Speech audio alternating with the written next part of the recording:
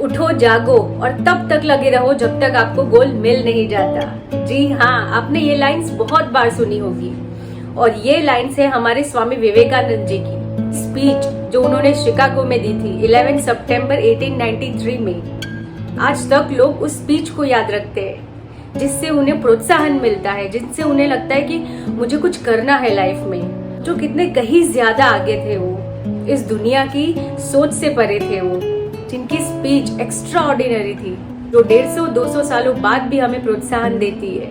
मुझे खुद उनकी स्पीच और उनकी ऑटोबायोग्राफी से काफी मोटिवेशन मिलता है। मैंने सोचा कि मैं कुछ टिप्स आपसे शेयर करूं, कुछ बातें उनकी आपसे शेयर करूं जिससे आप भी कुछ सीखें। सबसे पहली चीज उन्होंने जो कही है, बी काइंड टू एवरीवन। दूसरों के साथ सद्भावना से पेश आए, दूसरों के साथ दया भाव रखें। कोई भी हो सामने वाला, चाहे वो आपकी कितनी भी बुराई क्यों ना करता हो, चाहे वो आपसे बड़ा हो या छोटा हो, पशु हो, प्राणी हो, इंसान हो, कोई भी हो, उनके साथ दया भाव से पेश आए। ना कि उन पे गुस्सा करे, उन्हें गालियां दे। अगर वो आपकी बुराई करते हैं, आपको कोसते हैं, तो आप उनके साथ उनके जैसा ही बर्ताव करें, ऐसा ना करें। एक बार उन्होंने अपनी माँ शारदा से कहा कि मुझे अमेरिका जाना है, मैं अपने नॉलेज का प्रचार लोगों तक पहुंचाना चाहता हूँ, पूरी दुनिया में लोगों को जागरूक करना चाहता हूँ। तो उनकी माँ ने कहा, बेटा मुझे यहाँ से एक चाकू ला दो। तब उन्होंने अपनी माँ को चाकू पकड़ाया। उनकी माँ ने उसी वक्त कहा, बेटा जाओ, तुम दुनिया में लोगों का भला करो और विश्व प्रसिद्ध बनो। तब उन्होंने कहा, माँ आपने ऐसा क्यों कह दिया, आपने तो कोई मेरी परीक्षा नहीं ली, मुझसे कुछ कहा नहीं। तब उनकी माँ ने कहा कि तुमने मुझे चाकू की धार में लकड़ी वाली जो साइड होती है वो मुझे पकड़ाई और खुद चाकू की धार पे हाथ रखा। इसलिए मैंने ये समझा कि तुम्हें भगवान ने लोगों के लिए ही बनाया है, लोगों के सद्भाव, लोगों की सुरक्षा के लिए, लोगों को जागृत करने के लिए ही बनाया है। So guys, always kind to others. सिर्फ तब नहीं जब आपको किसी से किसी चीज की जरूरत हो, बिना किसी रीजन के आप लोगों के साथ प्यार से पेश आए। And the second is trust yourself first then on others. पहले अपने आप पे विश्वास करना सीखिए, फिर दूसरों पे और भगवान पे विश्वास करें। जब तक आप अपने आप पे विश्वास नहीं करेंगे, तब आप दूसरों पे विश्वास नहीं कर सकते, ना भगवान पे कर सकते।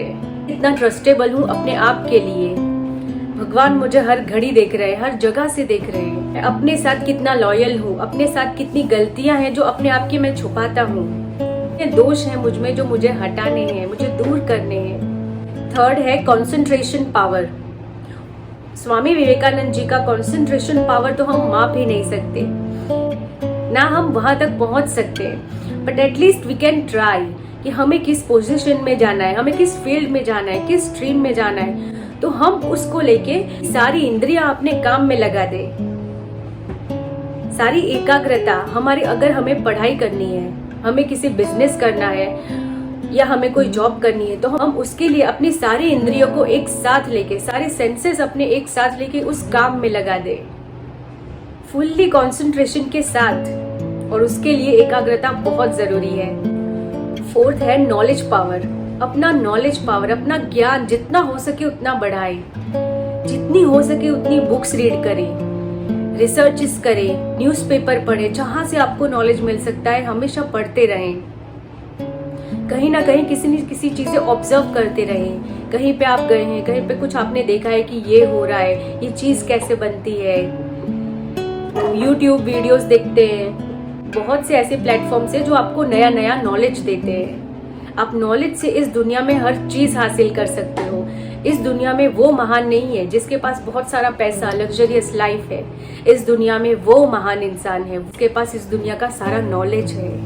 So always build your knowledge rather than getting any other things.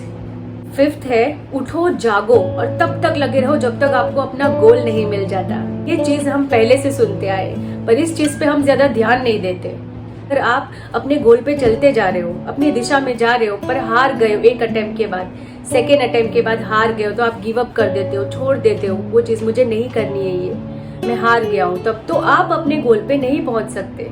जब तक आप उसी दिशा में लगे रहोगे कि मुझे ये चीज करनी ही है, any how I will do it, तभी आप उस दिशा में अपने गोल को पा सकते हो और इस दुनिया में मुकाम हासिल कर सकते हो। धैर्य और उद्यम, purity, patience and hard work, ये हर इंसान को आगे बढ़ने की एक चाबी है। पर हम जनरली क्या करते हैं, हमारे माइंड में प्योरिटी नहीं है, कुछ ना कुछ चीजें हम गलत सोच लेते हैं, होने से पहले ही हम सोच लेते हैं कि नहीं नहीं ऐसा नहीं होगा, पॉजिटिव रहते ही नहीं है। अगर किसी चीज की हमें कोई शुरुआत करनी है तो हमारे माइंड में नेगेटिव थॉट पहले आ जाता है ना। हम पॉजिटिव नहीं रहते कि नहीं ये चीज तो होगी, जरूर अच्छे से होगी। हम ऐसा बहुत रेयर सोचते हैं। और पेशेंस जो हम में बिल्कुल भी नहीं है। आजकल के लोगों में पेशेंस तो है ही नहीं कि वो ये सोचे कि हाँ हार्ड वर्क आज हम कर रहे हैं तो उसका कल जाके हमें फल मिलेगा। अगर किसी पेड़ को हमने लगाना है तो उसके बीज को लगाया है, तो बीज थोड़ा बड़ा बड़ा होते फिर बड़ा पेड़ बनता है जो फल देता है, छाया देता है। वो फल कल के कल बड़ा नहीं हो जाता है कि आज मैंने पेड़ लगाया और कल वो बड़ा हो जाएगा। ऐसे कोई भी सफलता नहीं मिलती और सफलता का कोई शॉर्टकट नहीं होता। So always have patience and hard work. अपनी मेहनत, अपनी पॉजिटिवनेस, अपने पेशेंस को साथ में लेके चले। देखिए आपको कौन रोक सकता है। लोग तुम्हारी स्तुति करे या निंदा, तुम्हें गोल मिले या ना मिले, तुम्हारी मृत्यु आज हो या युगों बाद हो, पर फिर भी तुम्हें अपने न्याय पथ पे रहना है। कभी कोई गलत दिशा में नहीं जाना है। मैं अपनी जो दिशा में चलता आया हूँ, मैं उसी दिशा में चलूंगा जो सही है, चाहे उस पे कितनी भी मुश्किलें क्यों ना आए, पर मैं थकूंगा, हारूंगा नहीं। मैं अपने ही न्याय पथ पे अपनी दिशा में चलता जाऊंगा जो मुझे आगे लेके जाएगी। 9 है बिल्ड योर इनर एबिलिटी। एक बार अमेरिका में उनसे किसी लेडी ने कहा कि आप ये क्यों भगवा वेश धारण किया है आपने, जैसे वो कपड़े पहनते थे, आप क्यों नॉर्मल लोगों की तरह, जेंटलमैन लोगों की तरह कपड़े क्यों नहीं पहनते। तब उन्होंने कहा कि आपके हिसाब से जेंटलमैन वो होता है जो सूट बूट पहन के निकले, और मेरे हिसाब से जेंटल वो होता है जो अपनी इनर एबिलिटी को डेवलप करे, जो अपने आप को अंदर से निखार सके, जिसने अपने आप को जान लिया हो, अपने आप को पहचान लिया हो, वही दुनिया में जेंटल होता है। तो लोगों के दिखावे में मत जाए कि लोग क्या सोचेंगे कि मैंने ये पहना है, मैं ऐसे रहता हूँ या मैं ऐसे रहती हूँ, लोग क्या कहेंगे। बस अपनी इनर एबिलिटी पे ध्यान दे, अपने आप को निखारने में लगे रहे, अपने आप को जानने की कोशिश में लगे रहे। अगर आपने खुद को जान लिया तो आपने दुनिया को जान लिया, पर अगर आप दुनिया को जान रहे हो और खुद को इग्नोर कर रहे हैं तो आपके जीवन का कोई अर्थ नहीं है। 10th है डिटर्मिनेशन ऑफ वर्क। अगर आपको किसी ने कोई काम दिया है या आपने खुद कहा है कि ये मैं काम कर लूंगा इतने वक्त में, तो आप उतने वक्त में वो काम करके दिखाएं, ताकि आपकी इम्प्रेशन या आपका विश्वास खराब ना हो दूसरों के प्रति। दूसरे ये सोचते कि नहीं मैंने इसे ये काम दिया है तो he और she will finish it in this time।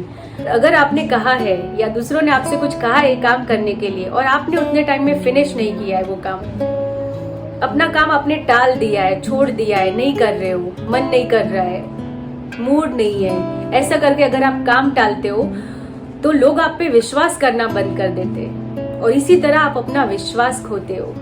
11th, जितना बड़ा संघर्ष होगा उतनी ही जीत शानदार होगी।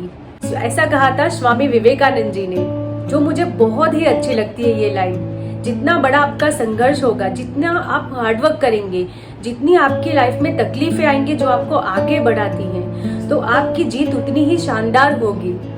आपको भी सेटिस्फेक्शन होगा कि हाँ मेरी लाइफ में इतनी तकलीफें थी पर मैंने उससे कुछ सीखा जो मुझे आगे बढ़ाने के लिए थी, मुझे एक्सपीरियंस दिया है। आप सोच के देखिए कि अगर आप किसी से अपनी स्टोरी कहते हो तो अगर आपकी स्टोरी में सब कुछ सिंपल और सीधा ही सीधा होता जा रहा है, अच्छा ही अच्छा होता जा रहा है, तो ये स्टोरी आपको भी अच्छी लगेगी। आप कहो कि मेरी लाइफ में तो कभी कोई तकलीफें ही नहीं थी, बहुत अच्छे से सारे काम मेरे होते गए। जिंदगी जीने में ना मजा है ना अपनी कहानी बताने में। तो अपने संघर्षों से, अपनी प्रॉब्लम से, अपनी मुश्किलों से, अपनी सिचुएशंस एंड सर्कमस्टेंसेस से डरे नहीं। ऐसा समझे कि ये सारी मुश्किलें मुझे कुछ ना कुछ सिखाने के लिए, मुझे मजबूत बनाने के लिए, और मेरे स्ट्रगल को शानदार बनाने के लिए है। स्वामी विवेकानंद जी की तरह महान नहीं बन सकते, पर उनके विचार अपने जीवन में लेके हम जरूर आगे बढ़ सकते हैं, अपने आप को हर दिन मोटिवेट कर सकते हैं। इस दुनिया में डिप्रेशन, स्ट्रेस, सुसाइड ऐसी सारी चीजें कम हो जाए। तकलीफें पहले भी हुआ करती थी, तकलीफें आज भी हैं, पर उनसे लड़ना उस जमाने के लोगों को बेहतर तरीके से आता था, जो हम आज सीख रहे हैं। So guys, till then see you in next video and stay wonderfully positive.